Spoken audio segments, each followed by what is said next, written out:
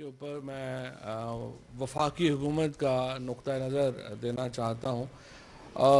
एक तो कोई शुबा नहीं है कि पाकिस्तान में कोरोना वायरस जो है वो बड़ी तेज़ी से दोबारा फैला है, और हमारी बड़ी बदकिस्मती है इस रीजन की कि नरेंद्र मोदी साहब की हुकूमत ने जो इक़दामात करने चाहिए थे कोरोना वायरस से बचाव के, वो नहीं किए, जिसकी वजह से हिंदुस्तान अब एक सोर्स बन गया है पूरी दुनिया में। ये जो कोरोना वायरस की चौथी लहर आई है ये हिंदुस्तान से उठी है, और इसकी जो बड़ी वजह है वो ये है कि जो हिंदुस्तान की हुकूमत है वो बदकिस्मती से उन इक़दामात ऐसे नहीं ले सकी जिससे कि ये कम होता। और उस वक्त जब हम बिल्कुल फतह के करीब थे, इंसान जो था वो कोरोना वायरस के ऊपर एक कामयाबी से उसका मुकाबला करके हमारी मईशतें बाहर आ रही थीं, उस वक्त हिंदुस्तान की हुकूमत की इंतहाई गैर ज़िम्मेदाराना पॉलिसीज़ की वजह से पूरी दुनिया जो है अब दोबारा डेल्टा वायरस, जो कि बुनियादी तौर के ऊपर एक इंडियन कोरोना वायरस है, उसका शिकार है, और उसकी वजह से दोबारा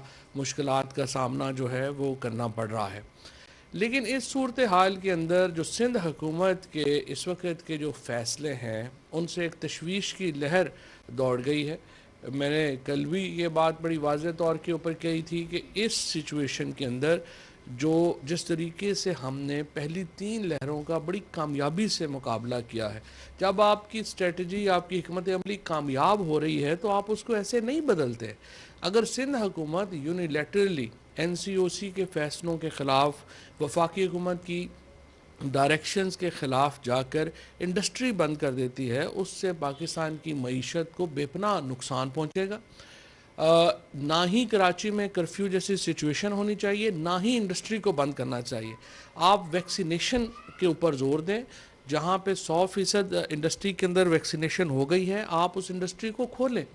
और जिस तरीके से जो रिस्ट्रिक्शंस आप लाना चाह रहे हैं उसके नतीजे में सिंध की हुकूमत आम आदमी की मुश्किलात में इजाफ़ा करेगी, रोज़गार जो है उनका वो बैठ जाएगा।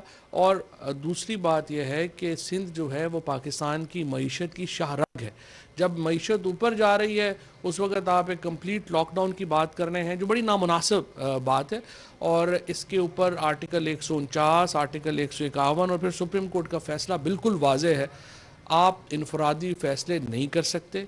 वफाकी हुकूमत और NCOC की जो हिकमत अमली है आप उससे बाहर नहीं जा सकते, और ये बहुत ज़रूरी है कि आप जो भी हिकमत अमली बनाएं वो NCOC की मंजूरी से वफाकी हुकूमत की गाइडलाइंस के ऊपर आप जो है वो बनाएं। और मैं आपसे ये कहता हूं कि आप इंडस्ट्री फौरी तौर के ऊपर जो है वो खोलें, और इसी तरीके से जो ताजर तबका है, जो हमारे कमज़ोर लोग हैं, दिहाड़ीदार लोग हैं, उनको आप उनकी मईशत को इतना स्क्वीज़ ना करें, इतना तंग ना करें कि उनकी कमर टूट जाए।